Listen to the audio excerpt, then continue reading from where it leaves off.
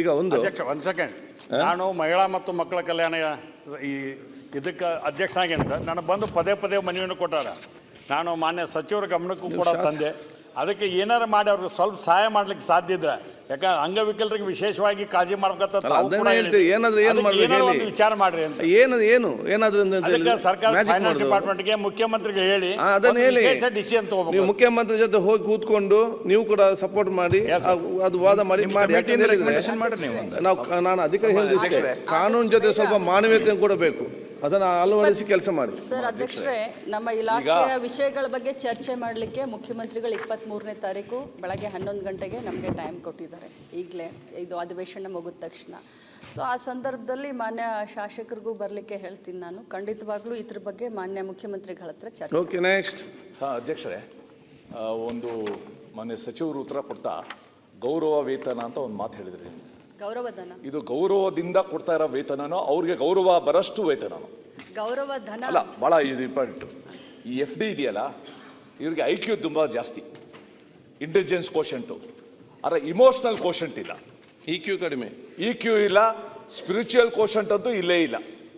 ಸ್ವಲ್ಪ ಇಂಥ ವಿಚಾರದಲ್ಲಿ FD ತಮ್ಮ ಇಂಟೆಲೆಕ್ಟ್ ಪಾರ್ಟನ್ನ ಪಕ್ಕ ಇಟ್ಟು ಇಮೋಷ್ನಲ್ ಆಗಿ ಇಂಥ ವ್ಯಕ್ತಿಗಳು ನಮ್ಮ ಮನೇಲಿದ್ದರೆ, ನಮ್ಮ ಪೈಕಿ ಇದ್ದರೆ ಅವರ ಜೀವನ ಹೇಗೆ ನಡೀತೆ. ಮತ್ತೆ ನಾವು ಹೇಳ್ತೀವಿ equal pay for equal work ಅಂತಲೂ ಕೂಡ ಹೇಳ್ತೀವಿ. ಸದಸ್ಯರೇ ಹೇಳ್ತಾರೆ ಅವರು 8 ಗಂಟೆ ಕೆಲಸ ಮಾಡ್ತಾರೆ, ಅವ್ರಿಗೆಲ್ಲ ಬೇರೆ ಇದೆ ಅಂತ. ಅದಕ್ಕೋಸ್ಕರ ಇದನ್ನೆಲ್ಲ ಸ್ವಲ್ಪ ಬೇರೆ ರೀತಿಯಲ್ಲಿ ಔಟ್ ಆಫ್ ಬಾಕ್ಸ್ ಥಿಂಕಿಂಗ್ ಮಾಡಿ ಇವ್ರಿಗೆಲ್ಲ ಸಹಾಯ ಮಾಡೋಕ್ಕೆ ಕ್ರಮ ತಗೊಳ್ಬೇಕು. ಈಗ ಬಸವ ಶಿವಗಂಗಾ ಶಿವತ್ತಂಗಡಿಗೆ ಮಿನಿಸ್ಟ್ರಿಗೆ ಒಂದು ಮೀಟಿಂಗ್ ಹೋಗ್ಲಿಕ್ಕಿದೆ, ಅದು ಫಸ್ಟ್ ಅವ್ರು ತಗೊಳ್ತಾರೆ. ಶಿವಗಂಗಾ ಅಲ್ಲ, ಇನ್ನೊಂದು ನಮ್ಮ ಅನಿಲ್ ಚಿಕ್ಕಮಾದು. ಸನ್ಮಾನ್ಯ ಅಧ್ಯಕ್ಷರೇ, ಚುಕ್ಕಿ ಗುರುತಿನ ಪ್ರಶ್ನೆ ಸಂಖ್ಯೆ 1320ನೆಯ ಮಾನ್ಯ ಹಿಂದುಳಿದ ವರ್ಗದ ಕಲ್ಯಾಣ ಹಾಗೂ ಕನ್ನಡ ಮತ್ತು ಸಂಸ್ಕೃತಿ ಸಚಿವರನ್ನ ಕೇಳಲು ಬಯಸ್ತೀನಿ. ಅಧ್ಯಕ್ಷರೇ, ಉತ್ತರವನ್ನು ಒದಗಿಸಲಾಗಿದೆ. ಸನ್ಮಾನ್ಯ ಅಧ್ಯಕ್ಷರೇ, ಉತ್ತರವನ್ನು ಕೊಟ್ಟಿದ್ದಾರೆ. ಆದರೆ ನಮ್ಮದು ಅತ್ಯಂತ ಹಿಂದುಳಿದ ತಾಲೂಕು ಆಗಿರೋದ್ರಿಂದ 2016-17ನೇ ಸಾಲಿನಲ್ಲಿ ವಿಶೇಷ ಅಭಿವೃದ್ಧಿ ಯೋಜನೆ ಅಡಿಯಲ್ಲಿ ಮೈಸೂರು ಜಿಲ್ಲೆ HD ಕೋಟೆ ತಾಲೂಕಿನಲ್ಲಿ ಮೆಟ್ರಿಕ್ ನಂತರ ಬಾಲಿಕಿಯರ ವಿದ್ಯಾರ್ಥಿ ನಿಲಯಕ್ಕೆ 3,26,00,000 ಶಾಂಕ್ಷನ್ ಆಗಿತ್ತು ಅಧ್ಯಕ್ಷರೇ. ಅದರಲ್ಲಿ ಜಾಗದ ಸಮಸ್ಯೆ ಇತ್ತು. ನಾವು ಬದಲಿ ನಿವೇಶನಕ್ಕೆ ಪ್ರಯತ್ನ ಪಟ್ಟು ಬದಲಿ ನಿವೇಶನ ಸಿಕ್ಕಲಿಲ್ಲ. 2020ರಲ್ಲಿ ಅದು ಕೋರ್ಟಲ್ಲಿ ಅನುಮೋದನೆ ಆಗಿ ಆ ಜಾಗವನ್ನು ಅದೇ ಜಾಗದಲ್ಲಿ ಕಟ್ಟಿ ಅಂತ ಸ್ಯಾಂಕ್ಷನ್ ಆಯಿತು ಅಧ್ಯಕ್ಷ, ನ್ಯಾಯಾಲಯದ ಮುಖಾಂತರ. ಅಲ್ಲಿ ಸ್ಯಾಂಕ್ಷನ್ ಆದ ನಂತರ ಇದು ಏನು ಪತ್ರದ ವ್ಯವಹಾರದ ಮುಖಾಂತರ ಅಧಿಕಾರಿಗಳು ಕಾಲಹರಣ ಮಾಡ್ತಾ ಇದ್ದಾರೆ ಅಧ್ಯಕ್ಷರೇ. ಅದರಿಂದ ಏನು 1.5 ಕೋಟಿ ಬಿಡುಗಡೆ ಆಗಿತ್ತು ಅದು ಬಾಲಕಿಯರ ವಿದ್ಯಾರ್ಥಿ ನಿಲಯಕ್ಕೆ, ಅದು ಆದಷ್ಟು ಬೇಗನೆ ಅದನ್ನು ಪೂರ್ಣಗೊಳಿಸ್ತಕ್ಕಂಥ ಕೆಲಸವನ್ನು ಮಾಡಿಕೊಡ್ಬೇಕು ಅಂತ ಸಚಿವರಲ್ಲಿ ಮನವಿ ಮಾಡ್ತೀನಿ. ಯಾಕಂದರೆ ಇವತ್ತು ದೇವರಾಜ ಅರಸು ಅವರ ಜಯಂತಿ ಇರೋದರಿಂದ ಈ ಒಂದು ಅನುಮೋದನೆ ಸಿಕ್ಕಿದ್ರೆ ನಮ್ಮದು ಅದೇ ಜಿಲ್ಲೆ ಆಗಿರೋದ್ರಿಂದ, ಅದೇ ತಾಲೂಕು ಆಗಿರೋದ್ರಿಂದ ಈ ಒಂದು ವಿಶೇಷವಾಗಿ ಅವ್ರಿಗೆ ನಾನು ಇವತ್ತೇ ಅಡ್ಮಿನಿಸ್ಟ್ರೇಷನ್ ಅಪ್ರೂವಲ್ ಸಿಕ್ಕಿದ್ರೆ ಖಂಡಿತವಾಗ್ಲೂ ಅವ್ರಿಗೆ ಧನ್ಯವಾದಗಳನ್ನು ತಿಳಿಸ್ತೀನಿ ಅಧ್ಯಕ್ಷರು. ಮಾನ್ಯ ಸಭಾಧ್ಯಕ್ಷರೇ, ನಮ್ಮ ಶಾಸಕರು ಅನಿಲ್ ಚಿಕ್ಕಮಾದವರು ನಿಜವಾಗಲೂ ಭಾಳ ಡಿಲೇ ಆಗಿದೆ. 2016-17 ಆಗಬೇಕಾಗಿತ್ತು. ಆದರೆ ಈಗ ಅದನ್ನು ಈಗಾಗಲೇ ತರಿಸಿದ್ದೀವಿ ಮತ್ತು ಅದರ ಜೊತೆಗೆ ಟೆಂಡರ್ ಆದಂಥ ಸಂಸ್ಥೆ ಏನಿದೆ ಅದು ಭಾಳ ಹಿಂದಿನ ಎಸ್ಟಿಮೇಟ್ ಇರೋದ್ರಿಂದ ಅದಕ್ಕೆ ಮಾಡಲಿಕ್ಕೆ ಒಪ್ಪಲಿಲ್ಲ. ಅದಕ್ಕೆ ಈಗಿನ ಒಂದು ಹಾಸ್ಟೆಲ್ಗೆ 5 ಕೋಟಿ ಹೆಂಗೆ ನಾವು ಎಸ್ಟಿಮೇಟ್ ಮಾಡಿದ್ವಿ, ಅದೇ ರೀತಿ ಈ ಸತಿ 5 ಕೋಟಿ ದುಡ್ಡನ್ನು ಕೊಟ್ಟು ಆದಷ್ಟು ಬೇಗನೆ ಒಂದು ವಾರ 10 ದಿವಸದೊಳಗೆ ಅಡ್ಮಿನಿಸ್ಟ್ರೇಷನ್ ಅಪ್ರೂವಲ್ ಕೊಟ್ಟು ಅದನ್ನು ವರ್ಕಿಗೆ ಚಾಲನೆ ಕೊಡುವಂಥ ಕೆಲಸವನ್ನು ಮಾಡ್ತೀವಿ. ಮಾನ್ಯ ಸಭಾಧ್ಯಕ್ಷ, ಧನ್ಯವಾದಗಳು.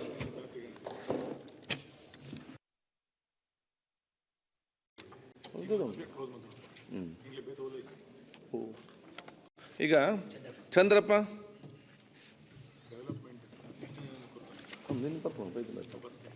ಸನ್ಮಾನ್ಯ ಅಧ್ಯಕ್ಷರೇ,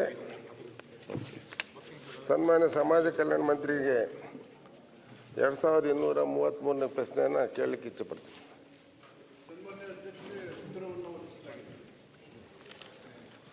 ಮಾನ್ಯ ಅಧ್ಯಕ್ಷರೇ,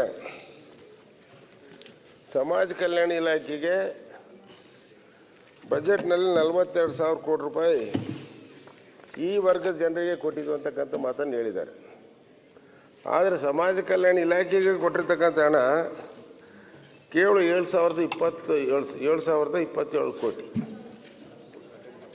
ಬೇರೆ ಬೇರೆ ಇಲಾಖೆಗೆ ಕೊಟ್ಟಿದ್ದು ಅಂತೇಳಿ ನೀವು ಮಾಹಿತಿಯನ್ನು ಕೊಡ್ತೀರ. ಬೇರೆ ಬೇರೆ ಇಲಾಖೆಗೆ ಕೊಡೋದಾದರೆ ಸಮಾಜ ಕಲ್ಯಾಣ ಇಲಾಖೆಗೆ 42,000 ಕೋಟಿ ಅಂತೇಳಿ ದೇಶಕ್ಕೆಲ್ಲ ಯಾಕೆ ಡಂಗೂರು ಹೊಡಿತೀರ ನೀವು? ಯಾಕೆ ಹೇಳ್ಬೇಕು ನೀವು? ಏನು ಹೇಳ್ತಾರೆ ರಾಜ್ಯದಲ್ಲಿ? ಸಮಾಜ ಕಲ್ಯಾಣ ಇಲಾಖೆಗೆ 24.1 42,000 ಕೋಟಿ ಕೊಟ್ಟಿದ್ದಾರೆ. ಸ್ವತಂತ್ರ ಬಂದು 79 ವರ್ಷ ಆಯಿತು. ಇನ್ನು ಎಷ್ಟು ವರ್ಷ ಈ ಜನಾಂಗಕ್ಕೆ ಸಹಾಯ ಮಾಡ್ತೀರಾ ಅಂತ ಜನ ಪ್ರಶ್ನೆ ಮಾಡ್ತಾರೆ. ಕೇವಲ 7,000 ಕೋಟಿ ಕೊಟ್ಟಿದ್ದಾರೆ. ನೀವು ಯಾಕೆ ಬೇರೆ ಬೇರೆ ಇಲಾಖೆಗೆ ಗ್ರಾಂಟ್ ಕೊಟ್ಟಿದ್ದೀರಲ್ಲ? ಈ ಸಮಾಜ ಕಲ್ಯಾಣ ಇಲಾಖೆಗೆ ಯಾಕೆ ನೀವು ಇದನ್ನು ಟ್ವಿಸ್ಟ್ ಮಾಡಿ ಬೇರೆಯವ್ರಿಗೆ ಕೊಡ್ತೀರಾ? ಸನ್ಮಾನ್ಯ ಮಂತ್ರಿಗಳು ಹೇಳ್ಬೇಕು.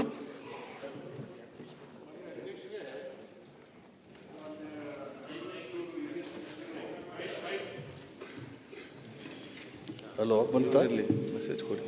ಮಾನ್ಯ ಅಧ್ಯಕ್ಷರೇ, ಮಾನ್ಯ ಚಂದ್ರಪ್ಪನವರು ಹಿರಿಯ ಸದಸ್ಯರು ಪ್ರಮುಖವಾದಂಥ ವಿಷಯನ ಎತ್ತಿದ್ದಾರೆ. ಸಮಾಜ ಕಲ್ಯಾಣ ಇಲಾಖೆಗೆ 42,000 ಕೋಟಿ ಕೊಟ್ಟಿದ್ದೀವಿ ಅಂತ ಹೇಳ್ತಾ ಇದ್ದೀರಿ. ಆದರೆ ಸಮಾಜ ಕಲ್ಯಾಣ ಇಲಾಖೆಗೆ ಸಮಾಜ ಕಲ್ಯಾಣಕ್ಕೆ 5,104.48, ST ಪರಿಶಿಷ್ಟ ಪಂಗಡ ಇಲಾಖೆಗೆ 1,920, ಒಟ್ಟು 7,000 ಕೋಟಿಯಷ್ಟು ಈ ಇಲಾಖೆ ಕೊಡ್ತಾಯಿದ್ದೀರಿ. ಯಾಕೆ ನೀವು 42,000 ಕೋಟಿ ಕೊಟ್ಟಿದ್ದೀರಿ ಅಂತ ಹೇಳ್ತೀರಿ ಅನ್ನೋ ಮಾತನ್ನು ಹೇಳಿದ್ದಾರೆ. ಈ ಮಾತಲ್ಲಿ ಅವ್ರದ್ದು ಸರಿಯಾಗಿದೆ, ಅವ್ರು ಹೇಳೋ ಮಾತು.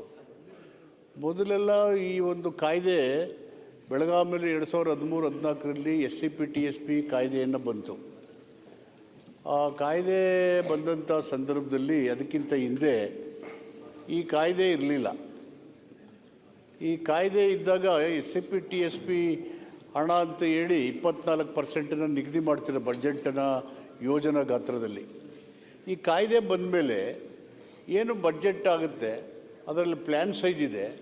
ಆ ಪ್ಲ್ಯಾನ್ ಸೈಜಲ್ಲಿ 20.410% ಹಣನ ಪ್ರತ್ಯೇಕವಾಗಿ ಇಟ್ಟು ಈ ಒಂದು SCP-TSP ಯೋಜನೆಗಳ ಮೂಲಕ ವಿವಿಧ ಇಲಾಖೆಗಳಿಗೆ ಹಂಚತಕ್ಕಂಥದ್ದು ನಡ್ತಾಯಿತ್ತು. ಈ ಕಾಯ್ದೆ ಬರೋಕ್ಕಿಂತ ಹಿಂದೆ SCP-TSP ಯೋಜನೆಗಳಿಗೆ ಬರೀ ಸಮಾಜ ಕಲ್ಯಾಣ ಇಲಾಖೆ ಒಂದೇ ಮಾಡ್ತಿತ್ತೆ, ಬೇರೆ ಇಲಾಖೆ ಮಾಡ್ತಾ ಇರಲಿಲ್ವೇ ಅನ್ನೋ ಪ್ರಶ್ನೆ ಬರುತ್ತೆ. ಕೇಂದ್ರ ಸರ್ಕಾರ special component program for SCs, tribal sub plan for ST ಬೇರೆ ಬೇರೆ ಇಲಾಖೆಗಳಲ್ಲಿ ಮಾಡ್ತಾಯಿದ್ರು. ಬೇರೆ ಬೇರೆ ಇಲಾಖೆಗಳು ನೀತಿ ಆಯೋಗ, ಇಂದಿನ ಪ್ಲ್ಯಾನಿಂಗ್ ಕಮಿಷನ್ ಆಲ್ಸೋ ಅವರು ಡೆವಲಪ್ಮೆಂಟ್ ಅಸೆಸ್ಮೆಂಟ್ ಫಾರ್ DPA ಅಂತ ಹೇಳಿ SCಗೆ ಮತ್ತು STಗೆ ಅವರು ಕೂಡ ಯೋಜನೆಗಳನ್ನು ಕೊಟ್ಟು ಮಾಡ್ತಾಯಿದ್ರು. ಕೇಂದ್ರದಲ್ಲೂ ಮಾಡ್ತಾಯಿದ್ರು ಈ ಕಾಯ್ದೆ ಇಲ್ಲದೇ ಇದ್ರೂ. ಬೇರೆ ಬೇರೆ ರಾಜ್ಯಗಳಲ್ಲೂ ಮಧ್ಯಪ್ರದೇಶ, ಉತ್ತರ ಪ್ರದೇಶ, ಗುಜರಾತ್, ಬಿಹಾರ್ ಎಲ್ಲ ಕಡೆಯೂ ಕೂಡ ಮಾಡ್ಕೊಂಡು ಬರ್ತಾಯಿದ್ದಾರೆ. ನಮ್ಮ ರಾಜ್ಯ ಮತ್ತು ಆಂಧ್ರ ಪ್ರದೇಶ ಈ ಕಾಯ್ದೆಯನ್ನು ತಂದ ಮೇಲೆ ಈ ಬೇರೆ ಬೇರೆ ಇಲಾಖೆಗಳಿಗೆ SCP-TSP ಹಣನ ಹಂಚಿಕೆ ಮಾಡಿದೆ. ಸುಮಾರು 34 ಇಲಾಖೆಗಳಿಗೆ. ಚಂದ್ರಪ್ಪನವರ ಉದ್ದೇಶ ಏನಿದೆ? SCP-TSP ಹಣನ ಅವ್ರಿಗೆ ಯಾಕೆ ಕೊಡಬೇಕು? ಸಮಾಜ ಕಲ್ಯಾಣ ಇಟ್ಕೊಂಡು ನೀವೇ ಮಾಡಿ, ಇಲ್ಲಿರ್ತಕ್ಕಂಥ ಸಮಸ್ಯೆಗಳು ಆದ್ಯತಾ ವಲಯಗಳನ್ನು ಗುರುತಿಸಿ ನಿರ್ದಿಷ್ಟ ಸಮಯದಲ್ಲಿ ಇವರ ಸಮಸ್ಯೆಗಳಿಗೆ ಬಗೆಹರಿ ಮಾಡ್ಬೋದಲ್ಲ ಅನ್ನೋ ಉದ್ದೇಶ ಇಟ್ಕೊಂಡು ಪ್ರಾಮಾಣಿಕವಾಗಿ ಅವರು ಅನಿಸಿಕೆಯನ್ನು ಹೇಳಿದ್ದಾರೆ. ಈ ಯೋಜನೆಗಳು ಕೂಡ ಬೇರೆ ಬೇರೆ ಇಲಾಖೆಯಲ್ಲಿ ಗಂಗಾ ಕಲ್ಯಾಣ ಇರ್ಬೋದು, ಅಗ್ರಿಕಲ್ಚರ್ ಇರ್ಬೋದು, ಇರಿಗೇಷನ್ ಇರ್ಬೋದು, ಬೇರೆ ಬೇರೆ ಇಲಾಖೆಗಳಲ್ಲೂ ಕೂಡ ಹೌಸಿಂಗ್ ಇರ್ಬೋದು, ರೂರಲ್ ಡೆವಲಪ್ಮೆಂಟ್ ಇರಬೇಕು, ಅಲ್ಲೂ ಆ ಸಮುದಾಯಗಳಿಗೆ ಮಾಡೋದಕ್ಕೆ ಈ ಕಾಯ್ದೆ ವ್ಯಾಪ್ತಿನಲ್ಲಿ ಪ್ರಾವಿಷನ್ನ ಮಾಡಿದ್ದೀವಿ. ಸೆಕ್ಷನ್ 7C ಕುಟುಂಬಗಳಿಗೆ, ವ್ಯಕ್ತಿಗಳಿಗೆ, ಸಮುದಾಯಗಳಿಗೆ ಯೋಜನೆ ಮಾಡುವಾಗ ಈ ಹಣನ ಬಳಕೆ ಮಾಡಬೇಕು ಅಂತ ಹೇಳಿ ಆ ಯೋಜನೆಯಲ್ಲೇ ಪ್ರಾವಿಷನ್ ಮಾಡಿದ್ದೀವಿ. ಆ ಪ್ರಾವಿಷನ್ ಮಾಡುವಾಗ ಕಾಯ್ದೆನಲ್ಲಿ ಮೇಲ್ಮನೆ ಮತ್ತು ಕೆಳಮನೆಯ ಸದಸ್ಯರು ಎಲ್ಲರೂ ಕೂಡ ಭಾಗವಹಿಸಿ ಈ ಥರ ಮಾಡಬೇಕಂತೇಳಿ ಒಪ್ಪಿಗೆ ಕೊಟ್ಟ ಮೇಲೆ ಅದು ಶಾಸನವಾಗಿ ಹೊರಬಂದಿದೆ. ಬಟ್ ಈಗ ಇದರ ಸಾಧನೆಗಳನ್ನು ನೋಡಿದಾಗ 75 ವರ್ಷ ಆಯಿತು ಸ್ವತಂತ್ರ ಬಂದು. SC/ST ಜನರ ಸ್ಥಿತಿ ಸುಧಾರಣೆ ಎಷ್ಟಾಗಬೇಕಾಯಿತು, ಇನ್ನೂ ಆಗಲಿಲ್ಲ. ಆಗಬೇಕು ಅಂತಂತ ಪ್ರಾಮಾಣಿಕವಾದಂಥ ಅನಿಸಿಕೆ ಯಾರ್ಯಾರಿಗೆ ಈ ವರ್ಗಗಳ ಮೇಲೆ ಕಾಳಜಿ ಇದೆ, ಯಾರ್ಯಾರಿಗೆ ಸಮಾಜದ ನಿರ್ಮಾಣದ ಬಗ್ಗೆ ಆಸಕ್ತಿ ಮತ್ತು ಬದ್ಧತೆ ಇದೆ, ಸಹಜವಾಗಿ ಈ ಮಾತುಗಳನ್ನು ಆಡಲೇಬೇಕು, ಅದನ್ನು ಮಾಡಲೇಬೇಕಾದಂಥ ಕೆಲಸ. ಆದರೆ ಇವತ್ತು ಬೇರೆ ಬೇರೆ ಇಲಾಖೆಗಳು ಕೂಡ ಈ ಹಣನ ವಿನಿಯೋಗ ಮಾಡುವಾಗ ಇದಕ್ಕೆ ಹೆಚ್ಚಿನ ಆದ್ಯತೆಯನ್ನು ಕೊಡಬೇಕು ಅಂತೇಳಿ ಸ್ಟೇಟ್ ಕೌನ್ಸಿಲಲ್ಲಿ ನಾವು ಕೂಲಂಕುಷವಾಗಿ ಚರ್ಚೆ ಮಾಡಿದ್ದೇವೆ. ಮುಂದಿನ ದಿನಗಳಲ್ಲಿ ಫುಲ್ ಫಂಡ್ ಆದರೂ ಮಾಡಬೇಕು ಅಥವಾ ಸಿಂಗಲ್ ವಿಂಡೋ ಏಜೆನ್ಸಿ ಆದರೂ ಮಾಡಬೇಕು. ಈ ಹಣನ ಇಟ್ಕೊಂಡು ಅದನ್ನು ಚಂದ್ರಪ್ಪನವರು ಮತ್ತು ನಮ್ಮ ನರೇಂದ್ರ ಸ್ವಾಮಿಯವರು SC/ST ಕಮಿಟಿಯ ಅಧ್ಯಕ್ಷರಾಗಿ ಈ ಥರ ಅನೇಕ ವಿಷಯಗಳನ್ನು, ಪ್ರಮುಖವಾದಂಥ ಸಂಗತಿಗಳನ್ನು ಚರ್ಚೆ ಮಾಡಿ ಸಲಹೆಗಳನ್ನು ಕೊಟ್ಟಿದ್ದಾರೆ ಅವ್ರ ವರದಿಗಳ ಮುಖಾಂತರ. ಅದನ್ನು ಗಮನದಲ್ಲಿಟ್ಕೊಂಡು ನಾವು ಮೊನ್ನೆ ನಡೆದಂಥ ಸ್ಟೇಟ್ ಕೌನ್ಸಿಲ್ನಲ್ಲಿ ಈ ವಿಷಯಗಳನ್ನು ಚರ್ಚೆ ಮಾಡಿದ್ದೀವಿ, ಮುಖ್ಯಮಂತ್ರಿಗಳ ಗಮನಕ್ಕೂ ತಂದಿದ್ದೀವಿ. ಮುಖ್ಯಮಂತ್ರಿ ಕೂಡ ಅದರ ಬಗ್ಗೆ ಕ್ರಮ ವಹಿಸತಕ್ಕಂಥ ಮನಸ್ಸನ್ನು ಇಟ್ಕೊಂಡಿದ್ದಾರೆ. ಮುಂದಿನ ದಿನಗಳಲ್ಲಿ ಆ ರೀತಿ ಬೇರೆ ಇಲಾಖೆಗಳು ಯೋಜನೆಗಳನ್ನು ಮಾಡುವಾಗ ವ್ಯಕ್ತಿ ಮತ್ತು ಕುಟುಂಬಗಳಿದ್ದಾಗ ಈ ಹಣವನ್ನು SC/ST ವ್ಯಕ್ತಿ, ಸಮುದಾಯ ಅಥವಾ ಸಾಮಾಜಿಕ ಕಾರ್ಯಕ್ರಮಗಳು ಬರುವಾಗ ಆ ಕಾರ್ಯಕ್ರಮಗಳಲ್ಲಿ ಬರುವಂಥ SC/ST ಜನರಿಗೆ ಮೀಸಲಿಡ್ತಕ್ಕಂಥ ಕಾಯ್ದೆ ಇದಾಗಿರೋದ್ರಿಂದ ಈ ಹಣನಲ್ಲಿ ಉಪಯೋಗಿಸ್ತಾ ಇದ್ದೀವಿ. ಮತ್ತು ಉಳಿದಂಥ ಹಣವನ್ನು ಒಂದು ಸಿಂಗಲ್ ಏಜೆನ್ಸಿ ಇರ್ಬೋದು, ಫುಲ್ ಫಂಡ್ ಆದ್ರೆ ಮಾಡಿದ್ರೆ ಇನ್ನೂ ಹೆಚ್ಚು ಪರಿಣಾಮಕಾರಿಯಾಗಿ ಜನರಿಗೆ ಉಪಯೋಗ ಮಾಡಬೇಕು ಅಂತ ಈ ಉತ್ತರ ನಿರೀಕ್ಷೆ ಮಾಡಲಿಲ್ಲ. ಅವರ ಅಭಿಪ್ರಾಯಕ್ಕೆ ನಂದು ಸಹಮತ ಇದೆ. ಇದನ್ನು ಸ್ಟೇಟ್ ಕೌನ್ಸಿಲಲ್ಲಿ ನಾವೆಲ್ಲ ಚರ್ಚೆ ಮಾಡಿದ್ದೀವಿ. ಆದಷ್ಟು ಮುತುವರ್ಜಿ ವಹಿಸಿ ಈ ವರ್ಗಗಳಿಗೆ ಅನುಕೂಲ ಮಾಡ್ತಕ್ಕಂಥ ಈ ಕಾಯ್ದೆಯಲ್ಲಿ ಹಿಸ್ಟಾರಿಕಲ್ ಆ್ಯಕ್ಟ್ ಇದು.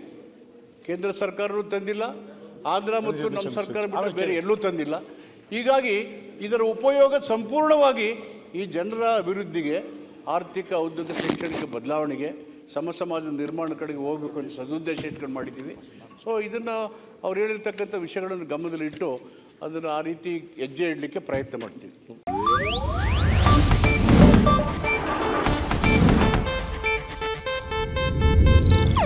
ಇದು ಏಷ್ಯಾನೆಟ್ ನ್ಯೂಸ್ ನೆಟ್ವರ್ಕ್ ಪ್ರಸ್ತುತಿ.